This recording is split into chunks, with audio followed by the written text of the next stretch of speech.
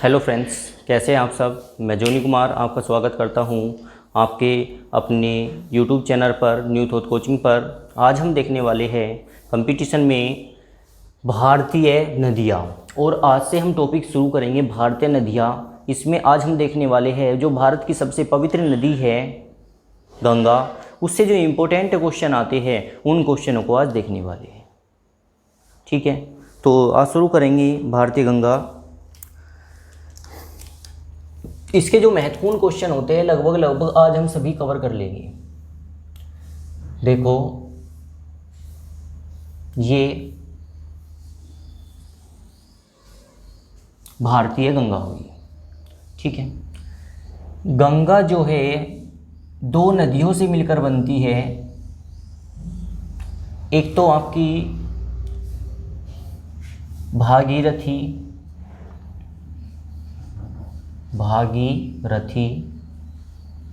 और एक आपकी अलकनंदा।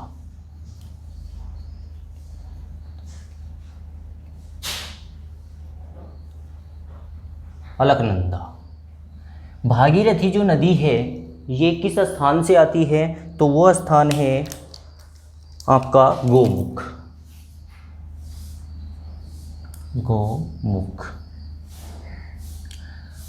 जो यहाँ पे एक पवित्र स्थान है उसका नाम है केदारनाथ। देखेंगे आप, क्वेश्चन इस तरीके से आएगा कि केदारनाथ किस नदी के किनारे स्थित है, तो अलकनंदा। भागीरथी का उद्गम स्थान कहाँ से है, गोमुख से। भागीरथी व अलकनंदा किस स्थान पर आकर मिलती है, तो वह है देवप्रयाग।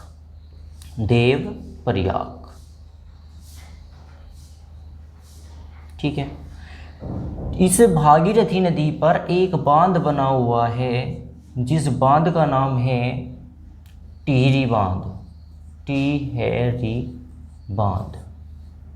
आपने क्वेश्चन में देखा होगा कि टिहरी परियोजना किस नदी पर है या टिहरी बांध किस नदी पर है, तो वो टिहरी बांध जो है किस नदी पर है, भागीरथी पर। क्वेश्चन इस तरीके से आया कि अलकनंदा व भागीरथी किस स्थान पर मिलती है, देवप्रयाग। ठीक है, अब क्वेश्चन इस तरीके से आ सकता है कि गंगा का उद्गम स्थान बताइए, तो गंगा का उद्गम स्थान आपको देखना होगा। यदि ऑप्शन में लिखा हुआ है गोमुख तो आप ऑप्शन में गोमुख जो है उसे टिक करोगे, लेकिन अगर ऑप्शन में गोमुख नहीं है तो गंगा का जो उद्गम स्थान होगा वो आपका देवप्रयाग से होगा, क्योंकि अलकनंदा व भागीरथी दोनों के मिलने से यहाँ से जो नदी निकलती है उसका नाम क्या है, गंगा। क्वेश्चन ये आए कि गंगा मैदानी क्षेत्र में कहाँ प्रवेश करती है, तो वो प्रवेश करती है हरिद्वार।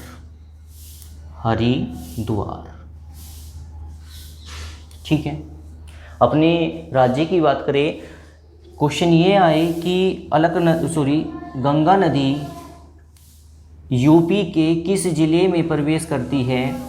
ये मान लो यूपी है, तो ये जो प्रवेश करती है वो है आपका बिजनौर।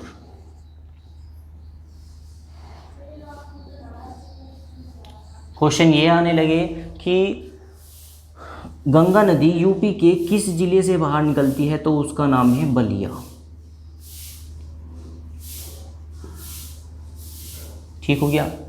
आगे क्वेश्चन, भारत का सबसे दूषित शहर कौन सा है, या चम्र उद्योग के नाम से किस शहर को जाना जाता है, तो वह है आपका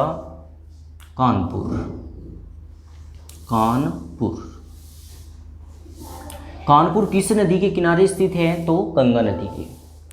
कानपुर में एक नदी आके गिरी है जिसका नाम है रामगंगा। ठीक है, वापस सुनो, भारत का सबसे प्रदूषित शहर कौन सा है, आपका कानपुर है। कानपुर किस नदी के किनारे स्थित है, गंगा नदी के किनारे स्थित है। और रामगंगा किसकी सहायक नदी है, गंगा की। किस स्थान से गंगा से मिलती है, कानपुर में। सहायक नदी वो होती है जो बड़ी नदी की पानी को चलने में सहायता प्रदान करती है। ठीक है, इसके बाद कानपुर के बाद हम देखने वाले हैं त्रिवेणी संगम।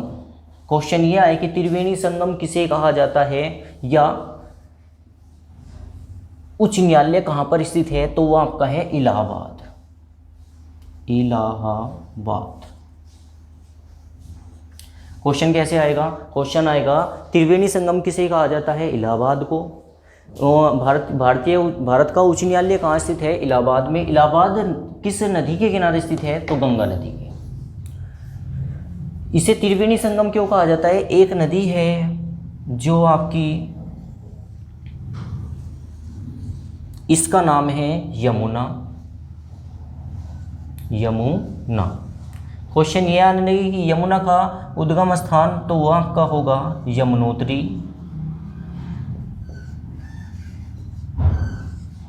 यमुनोत्री। और क्वेश्चन ये आए कि यमुना यूपी के किस जिले में प्रवेश करती है? तो वह है आपका सहारनपुर। सहारनपुर। ठीक है। यहाँ पे 3 स्थान है, उससे भी पहले 3 स्थान है आपके। एक तो आपकी दिल्ली, आगरा, दिल्ली के बाद आएगा मथुरा, और मथुरा के बाद आएगा आगरा। क्वेश्चन ये आने लगे कि दिल्ली, मथुरा या आगरा इनमें से कोई भी किस नदी के किनारे स्थित है? तो यमुना नदी के किनारे स्थित है। या आगरा की एक फेमस वस्तु है आपकी ताजमहल। ताजमहल किस नदी के किनारे स्थित है? तो भी वे किस नदी के किनारे स्थित होगा? आपका यमुना की। इसकी 3 सहायक नदियां हैं, एक चंबल, एक बेतवा और एक केन। एक का नाम है चंबल, एक का नाम है बेतवा, एक का नाम है केन। क्वेश्चन ये आने लगे कि चंबल किसकी सहायक नदी है? यमुना। बेतवा किसकी सहायक नदी है? यमुना। और केन किसकी सहायक नदी है? यमुना। या यमुना किसकी सहायक नदी है? तो आंसर आएगा आपका गंगा। अगर गंगा की बात करी जाए, भारत में गंगा का क्षेत्रफल, भारत में गंगा की लंबाई कितनी है? तो वो आपकी 2525 किलोमीटर है। 2525 किलोमीटर। भारत की सबसे लंबी नदी कौन सी है? गंगा नदी। भारत की सबसे पवित्र नदी कौन सी है? गंगा नदी। भारत की सबसे लंबी नदी गंगा की लंबाई कितनी है? 2525 किलोमीटर। इसी के साथ साथ यदि क्वेश्चन आए सहायक नदी, भारत की सबसे लंबी सहायक नदी कौन सी है? तो वो आपकी होगी यमुना। और यमुना की लंबाई कितनी है? 1375 किलोमीटर। ठीक है। यहाँ तक वापस रिकॉल करेंगे एक बार। देखो क्वेश्चन कैसे आएंगे। क्वेश्चन ये आएंगे कि भागीरथी का उद्गम स्थान कहाँ से है? गोमुख से। केदारनाथ किस नदी के किनारे स्थित है? अलकनंदा। अलकनंदा व भागीरथी किस स्थान पर आकर मिलती है? तो देवप्रयाग। टिहरी बांध किस नदी के किनारे स्थित है? तो वो है आपका भागीरथी। भारत का सबसे दूषित शहर कौन सा है? आपका कानपुर। ये आगे आ गया कानपुर। और कानपुर किस नदी के किनारे स्थित है? गंगा। रामगंगा किसी सहायक नदी है? गंगा की। किस स्थान पर आकर मिलती है? कानपुर। इसी तरीके से अगर क्वेश्चन इस तरीके से आया कि भारत में गंगा मैदानी क्षेत्र में कहाँ प्रवेश करती है? तो वह है आपका हरिद्वार। यूपी के किस जिले में गंगा प्रवेश करती है? बिजनौर। यूपी के किस जिले से गंगा बाहर निकलती है? बलिया। त्रिवेणी संगम किसे कहा जाता है? इलाहाबाद को। क्यों कहा जाता है? क्योंकि यहाँ पर 3 गंगाओं का मिलन होता है, 3 नदियों का मिलन होता है। एक तो आपकी गंगा, एक आपकी यमुना, और एक नदी है जो अदृश्य रूप से भूमिगत आ रही है जिसका नाम है सरस्वती। देखो सरस्वती से कोई ज़्यादा क्वेश्चन भी नहीं आते, ये भूमिगत है, भूमि के अंदर अंदर को जा रही है। बस भूमि के कुछ छोटे भाग में कुछ भाग ही इसका जल दिखाई देता है और कुछ दूरी पर जाकर फिर जल भूमि के अंदर चला जाता है। भूमि के अंदर अंदर जाकर मिल रही है सरस्वती। एक गंगा, एक यमुना, एक सरस्वती कहाँ पर मिल रही है? इलाहाबाद में। भारत का उच्च न्यायालय कहाँ स्थित है? इलाहाबाद में। इलाहाबाद शहर किस नदी के किनारे स्थित है? ये आपका गंगा नदी के। ठीक है, यहाँ तक आगे देखेंगे। इलाहाबाद के बाद अगर क्वेश्चन आए कि सबसे पुराना जीवित शहर कौन सा है? तो वो है आपका वाराणसी। देखो क्वेश्चन कैसे बनेंगे, क्वेश्चन इस तरीके से बनेंगे। सबसे पुराना जीवित शहर कौन सा है? वाराणसी। घंटियों का शहर किसे कहा जाता है? वाराणसी को, क्योंकि यहाँ पर सुबह सवेरे घाट पर बहुत ज़्यादा घंटी बजती है, तो इसे क्या कहते हैं? इसे घंटियों का शहर भी कहा जाता है। सबसे पुराना जीवित शहर कौन सा है? आपका वाराणसी। जीवित शहर मतलब ऐसा शहर जो सबसे पुराना हो, प्राचीन हो और आज भी वहाँ पर जनसंख्या हो, वहाँ पर आबादी रहती हो, उसे क्या कहते हैं? सबसे पुराना कहते हैं, सबसे जीवित शहर है। सबसे पुराना जीवित शहर कौन सा है आपका? वाराणसी। वाराणसी किस नदी के किनारे स्थित है? गंगा नदी के। अगर वो पूछे कि सबसे पुराना मर्त शहर कौन सा है, तो वो आपका मोहनजोदड़ो है। मोहनजोदड़ो। सबसे पुराना मर्त शहर कौन सा है? मोहनजोदड़ो, क्योंकि वहाँ पर कोई आबादी नहीं रहती। वो जो है एक शहर था जो मिट्टी के नीचे से मिला था खोजकर्ताओं को। सबसे पुराना मर्त शहर कौन सा है? मोहनजोदड़ो। सबसे पुराना जीवित शहर कौन सा है आपका? वाराणसी। आगे देखेंगे, वाराणसी के बाद एक यहाँ पे आएगा आपका, यूपी के बाद पड़ता है बिहार। बिहार किस नदी के किनारे स्थित है? गंगा। और बिहार में भी एक राज्य, एक शहर है जिसका नाम है छपरा। इम्पोर्टेंट है ये टॉपिक, छपरा। बिहार का एक शहर है जिसका नाम है छपरा। छपरा किस नदी के किनारे स्थित है? गंगा। इस छपरा में ऊपर से एक नदी आकर मिलती है और उस नदी की 2 सहायक नदी है। ऐसे ही नीचे से एक नदी आकर मिलती है, इस नदी की भी एक सहायक नदी है। तो देखेंगे कौन कौन सी ये नदियाँ हैं। ये जो नदी है इसका नाम है शारदा। शारदा। क्वेश्चन ये आए, शारदा किसकी सहायक नदी है? गंगा की। किस स्थान पर मिलती है? बिहार। अगर बिहार नहीं आ रहा है तो छपरा जिला। ठीक है। शारदा आपके जो ये है फिलहाल मुख्यमंत्री श्री योगी आदित्यनाथ, वे किस राज्य से है, किस शहर से है? वे है गोरखपुर से। कहाँ से? गोरखपुर। क्वेश्चन ये आए, गोरखपुर किस नदी के किनारे स्थित है? तो उस नदी का नाम है राप्ती। उस नदी का क्या नाम है? राप्ती। और गोरखपुर किस नदी के किनारे स्थित है? राप्ती हो गया। राप्ती किसकी सहायक नदी है? शारदा की। और एक इधर से एक नदी आ रही है जिसका नाम है घाघरा।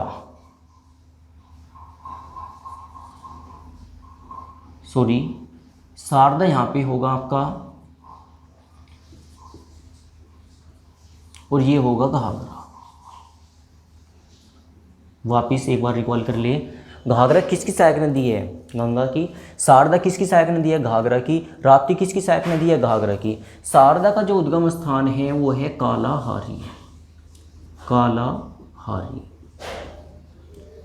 कालाहारी से एक नदी निकलती है जिसका नाम शारदा है। किस में जाकर मिल जाती है? घाघरा में। घाघरा किसकी सहायक नदी है? गंगा की। कैसे याद करोगे? शारदा नाम की कोई लड़की है, उसका घाघरा है कैसे रंग का? काले रंग का है। कहाँ पर गिर गया? छप्पर पे। शारदा का घाघरा काले रंग का कहाँ पर गिर गया? छप्पर पे। ऐसे याद कर लोगे। ठीक है। नीचे एक नदी है जिसका नाम है सोन नदी। सोन नदी। क्वेश्चन ये है, सोन नदी किसकी सहायक नदी है? गंगा की। किस स्थान पर मिलती है? छपरा जिले में। एक इधर एक नदी है जिसका नाम है रिहंद। रिहंद नदी। रिहंद नदी पर एक बांध बना हुआ है जिसका नाम इसी नदी के नाम पर है, उसका नाम है आपका रिहंद बांध। इसे ही गोविंद सागर बांध भी कहा जाता है। क्वेश्चन आए, गोविंद सागर बांध किस नदी पर स्थित है? रिहंद नदी पर। या रिहंद बांध किस नदी पर स्थित है? रिहंद नदी पर। रिहंद नदी किसकी सहायक नदी है? सोन नदी की। और सोन नदी किसकी सहायक नदी है? गंगा की। देखेंगे एक बार फिर। क्वेश्चन आएगा, अलकनंदा व भागीरथी किस स्थान पर मिलती है? देवप्रयाग। केदारनाथ पवित्र स्थान किस नदी के किनारे स्थित है? अलकनंदा। और आपका भागीरथी किस स्थान से निकलती है? गोमुख से। या भागीरथी का उद्गम स्थान कहाँ से है? गोमुख से। टिहरी बांध किस नदी पर स्थित है? भागीरथी पर। आपका देवप्रयाग क्या है? अलकनंदा व भागीरथी का मिलन पॉइंट है। गंगा का उद्गम स्थान कहाँ से है? गोमुख या देवप्रयाग। गंगा मैदानी क्षेत्र में कहाँ प्रवेश करती है? हरिद्वार। गंगा यूपी के किस जिले में प्रवेश करती है? बिजनौर। गंगा यूपी के किस जिले से बाहर निकलती है? बलिया। और भारत का सबसे प्रदूषित शहर कौन सा है? कानपुर। चम्र उद्योग के नाम से किसे जाना जाता है? कानपुर। कानपुर शहर किस नदी के किनारे स्थित है? गंगा। कानपुर में एक नदी गिरती है जिसका नाम क्या है? रामगंगा। रामगंगा किसकी सहायक नदी है? गंगा की। किस स्थान पर आकर मिलती है? गंगा पर, किस स्थान पर आकर मिलती है? कानपुर पर। त्रिवेणी संगम किसे कहा जाता है? त्रिवेणी संगम मतलब तीन नदियों का मिलन पॉइंट किसे कहा जाता है? गंगा।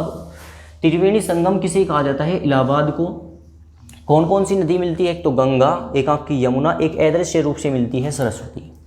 जो ये आपकी यमुना है, यमुना जो है आपकी वो कहाँ से उद्गम स्थान है उसका? वो है यमुनोत्री से। और यमुना यूपी के किस जिले में प्रवेश करती है? वो है आपका सहारनपुर। दिल्ली, मथुरा, आगरा, महानगर किस नदी के किनारे स्थित है? यमुना। आगरा का ताजमहल किस नदी के किनारे स्थित है? यमुना। ये चंबल बेतवा केन किसकी सहायक नदी है? यमुना की।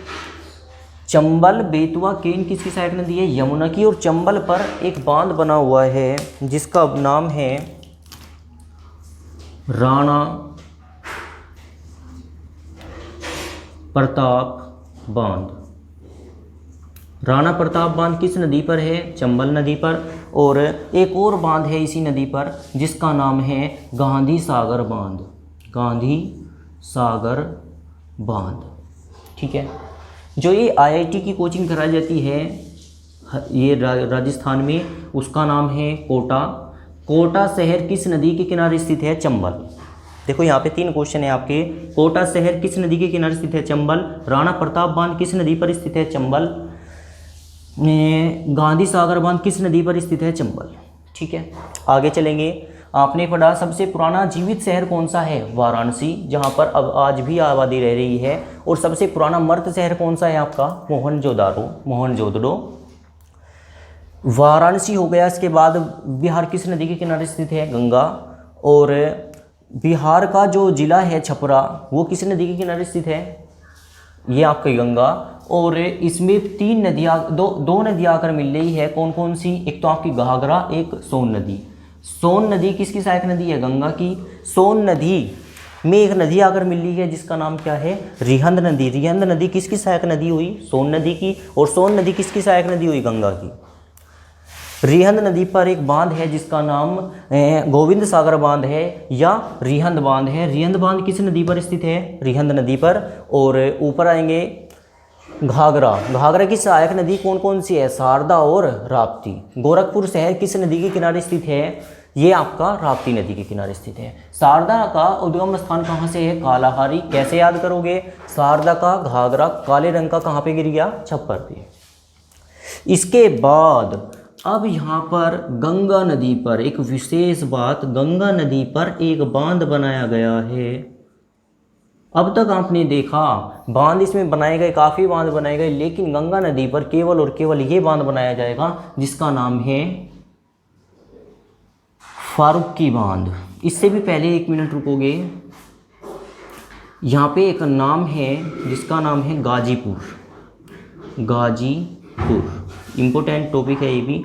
गाजीपुर में एक नदी आके गिरती है जिसका नाम है कोसी नदी। कोसी नदी ये बिहार का ही एक जिला है। क्वेश्चन ये आएगा गाजीपुर किस नदी के किनारे स्थित है? गंगा। कोसी नदी किसकी सहायक नदी है? गंगा की। किस स्थान पर आकर मिलती है? गाजीपुर में।